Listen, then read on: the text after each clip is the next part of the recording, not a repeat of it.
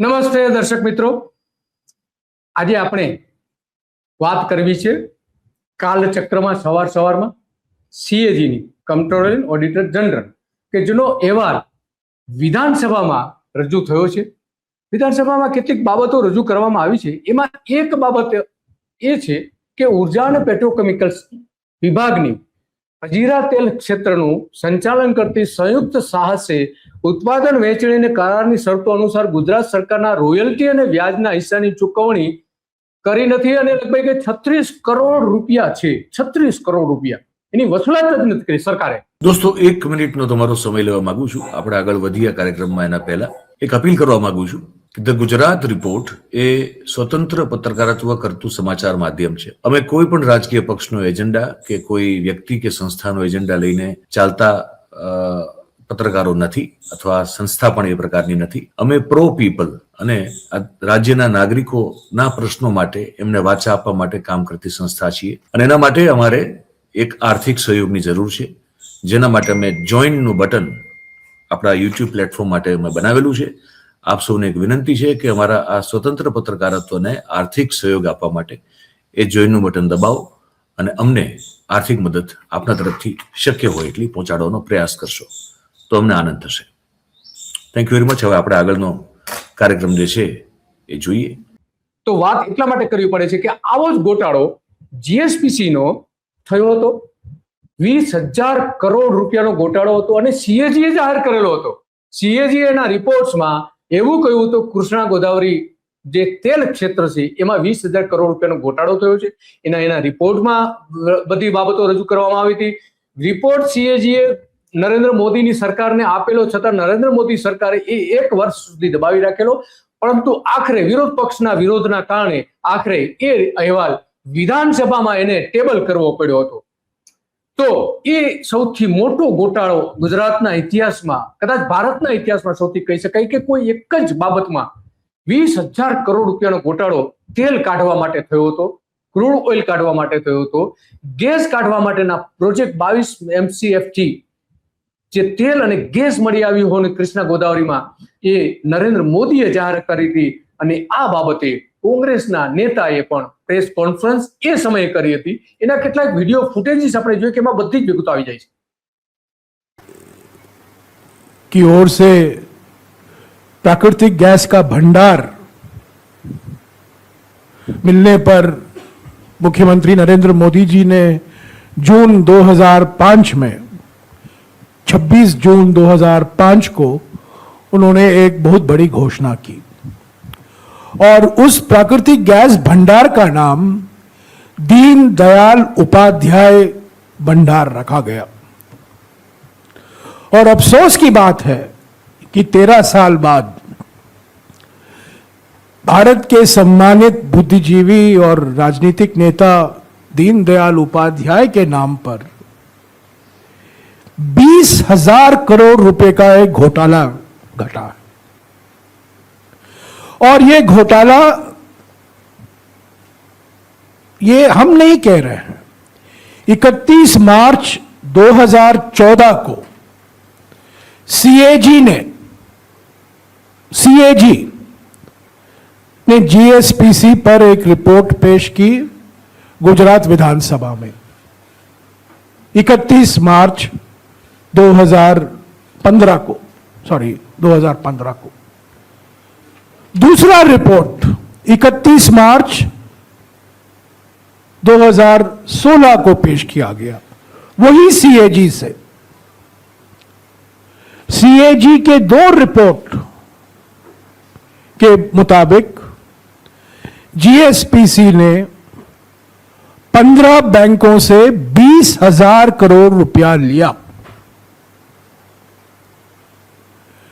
ठेके, कॉन्ट्रैक्ट पसंदीदा कंपनियों को दी गई.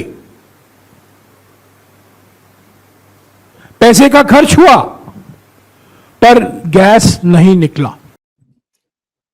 તો ગેસ ન મળ્યો એવું કોંગ્રેસના નેતાએ પ્રેસ કોન્ફરન્સમાં કહ્યું હતું. આવી જ ઘણી બધી બાબતો આજે વિધાનસભામાં જે રિપોર્ટ રજૂ થયો છે એમાં થયું છે. હજીરાની આપણે વાત કરી કે 36.52 કરોડ રૂપિયાનો એ વસૂલાત જ ન કરી, જાણે કે પૈસાની કંઈ પડી જ નથી. અને સ્વાભાવિક છે, વસૂલાત ન થતી હોય તો શું થતું હોય છે.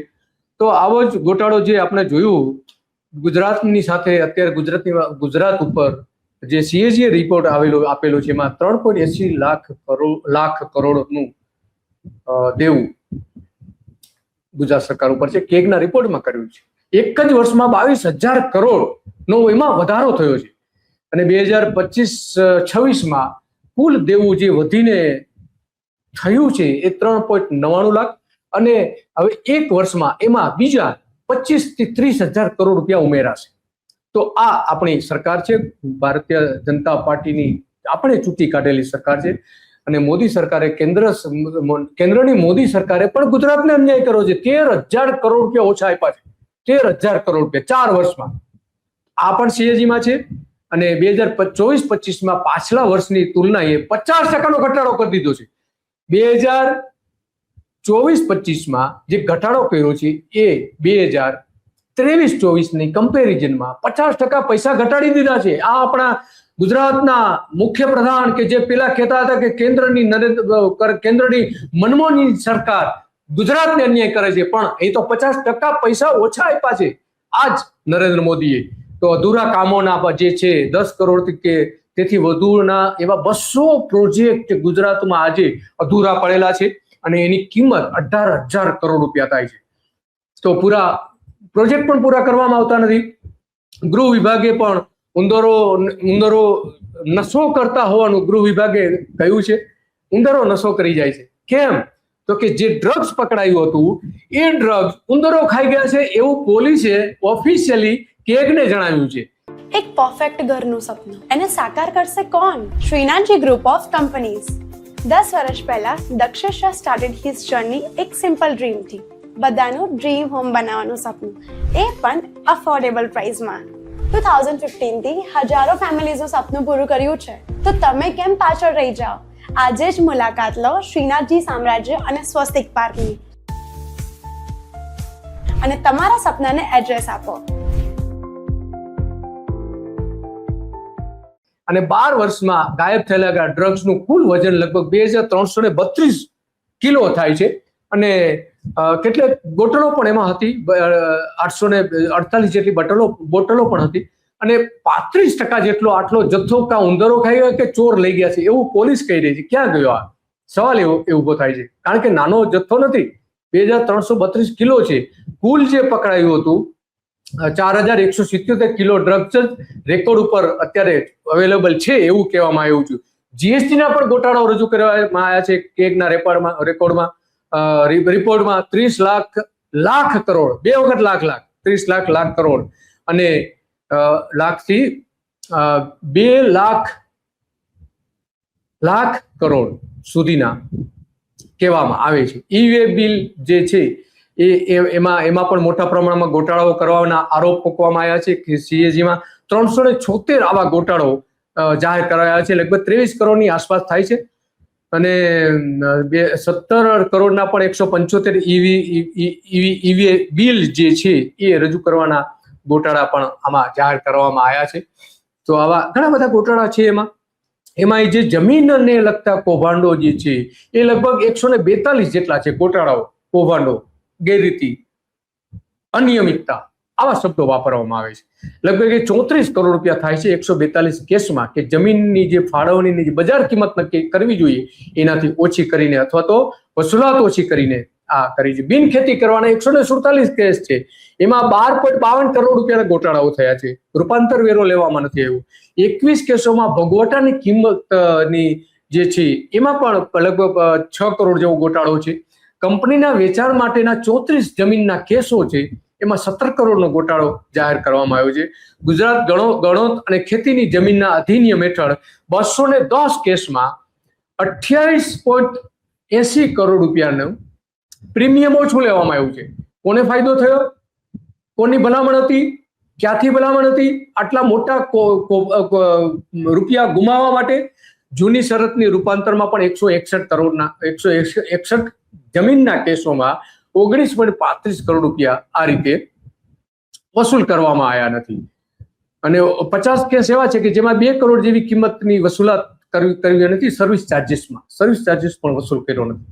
સરકારી જમીનની બજાર કિંમત નક્કી કરવાની નિર્ધારિત મૂલ્યાંકન પ્રક્રિયાનું પાલન ન કરવાના કારણે ત્રણ જમીનના કેસમાં 48.72 કરોડ રૂપિયાની ગોલમાલ થઈ છે, ઓછી વસૂલાત થઈ છે, એટલે કે ગોલમાલ થઈ છે, સીધી વાત છે.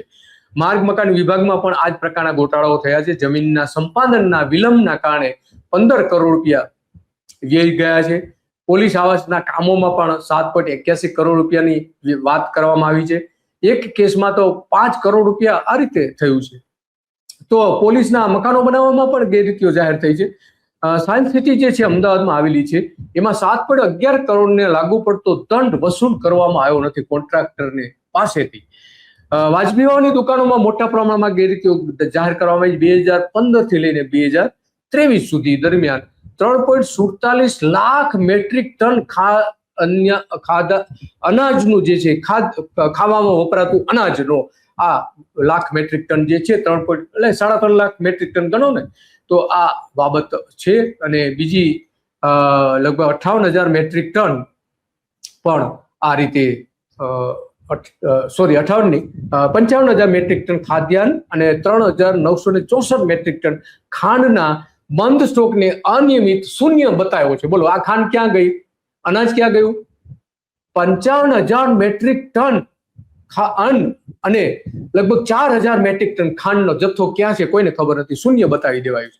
તો આ આપણી ભૂપેન્દ્ર પટેલની સરકાર, આનંદબેનની પટેલની સરકાર, વિજય રૂપાણીની સરકારે કેવા ગોટાળાઓ કરેલા છે એનું સત્તાવાર રીતે વિધાનસભામાં આ અહેવાલ જાહેર કરવામાં આવ્યો છે. બસ આજે આટલું, અને આવી જ બાબતો ઉપર આપણે ચર્ચા કરતા રહીશું. નેતાઓના આવા છુપા ખેલ આપણે જાહેર કરતા રહીશું, અધિકારીઓના છુપા ખેલ જાહેર કરતા રહીશું. બસ આજે આટલું. ફરી મળીશું. અને 20,000 કરોડ રૂપિયાનો ગુજરાતનો સૌથી મોટો ગોટાળો, કદાચ ભારતનો સૌથી મોટો ગોટાળો જે નરેન્દ્ર મોદીની સરકાર વખતે થયો હતો, એનો CAG રિપોર્ટ આપ્યો હતો, એની આજ સુધી તપાસ નથી થઈ. એમાં ઉપર કોઈ પગલા ભરાયા નથી. બસ આજે આટલું. નમસ્તે.